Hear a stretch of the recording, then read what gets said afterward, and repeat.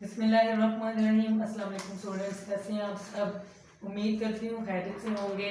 Students, last time हमने present indefinite और past indefinite, लेकिन प्रेजेंट इंडेफिनेट के हमने नेगेटिव और इंट्रोगेटिव सारे सेंटेंसेस डिस्कस कर लिए थे।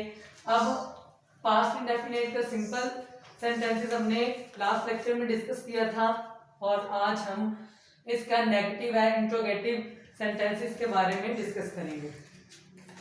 जब हमारे पास इंडेफिनेट में नहीं वाला जुमला आ जाता है तो हम उसको कहते हैं नेगेटिव सेंटेंस ऑफ इंडेफिनेट।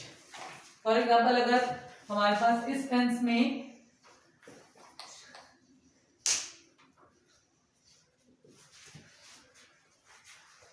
मनफी फिक्रात में नहीं का इस्तेमाल किया जाता है। मिसाल के तौर पर अली क्रिकेट नहीं खेलता था। सिंपल में हमारे पास क्या होगा, नहीं यूज नहीं किया था हमने, अली क्रिकेट खेलता था। लेकिन इसमें क्या है, आप लोगों के पास नहीं का लफ्ज इस्तेमाल होगा तो ये हमारे पास मनफी जुमला या मनफी फिक्रा बन जाएगा। अब इसकी हम सबसे पहले सीरी लिखेंगे, सब्जेक्ट प्लस इसमें हम डिड का इस्तेमाल करते हैं, DID डिड, और फिर प्लस इसके साथ नोट का इस्तेमाल किया जाता है तो डिड नोट इस्तेमाल करेंगे। और डिड नोट जब इस्तेमाल करेंगे तो फिर हम फर्स्ट फॉर्म ही इसमें यूज करेंगे।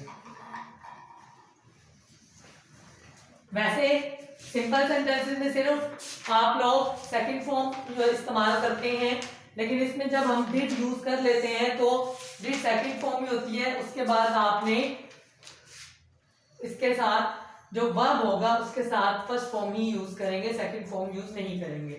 फिर ऑब्जेक्ट। अब इसी सीरी को देख के आप लोग जब इसकी इंग्लिश बनाएंगे तो इजीली आप बना सकते हैं। फॉर एग्जांपल, सब्जेक्ट, सबसे पहले सब्जेक्ट को होता है जो काम कर रहा होता है, जैसे अली हो गया, कोई भी बंदा जो काम कर रहा है उसको हम सब्जेक्ट कहेंगे। उसके अलावा जो काम हो रहा होता है वो हमारे पास वर्ब होता है, जैसे खेलना, भागना, चलना, लिखना, ये सारा पढ़ना, ये सारे आपके पास वर्ब होते हैं। और जिस चीज पे काम हो रहा होता है वो ऑब्जेक्ट होता है। अब देखें, सबसे पहले हमने इसकी ट्रांसलेशन में सब्जेक्ट की इंग्लिश लिखनी है, वो है हमारे पास अली। सबसे पहले हम लिखेंगे अली, उसके बाद हमने क्या यूज करना है, डिड नॉट, मतलब सिंगुलर और प्लूरल बोथ के साथ आप डिड ही यूज करेंगे। अली डिड, फिर नहीं है तो नोट लगाएंगे, अली डिड नॉट। अब खेलने की इंग्लिश करेंगे प्ले, क्योंकि हमने यहाँ पे डिड यूज कर लिया तो यहाँ पे प्ले नहीं लिखेंगे, सेकंड फॉर्म नहीं लगाएंगे, प्ले ही लिखेंगे। Ali did not play cricket.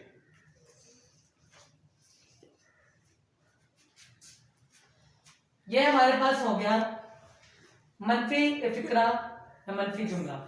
अब देखिए, अगर हम यहाँ पे क्या यूज कर लेंगे, क्या अली क्रिकेट खेलता था, तो वो बन जाएगा आपका इंट्रोगेटिव।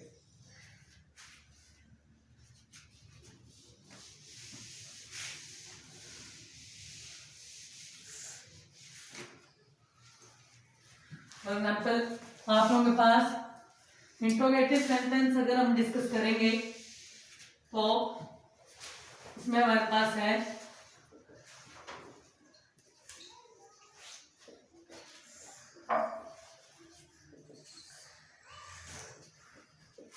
जिसको हम सवालिया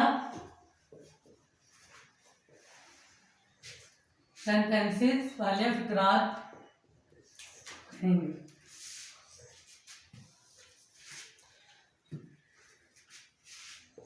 टेंस में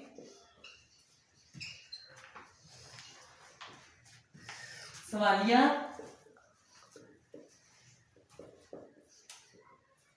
फिकरात में फिक्रे के शुरू में क्या का इस्तेमाल किया जाता है?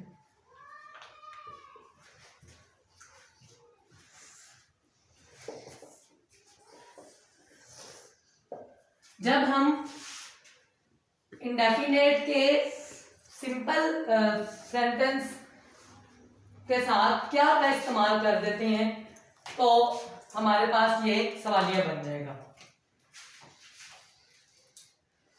फॉर एग्जाम्पल यहाँ पे हमने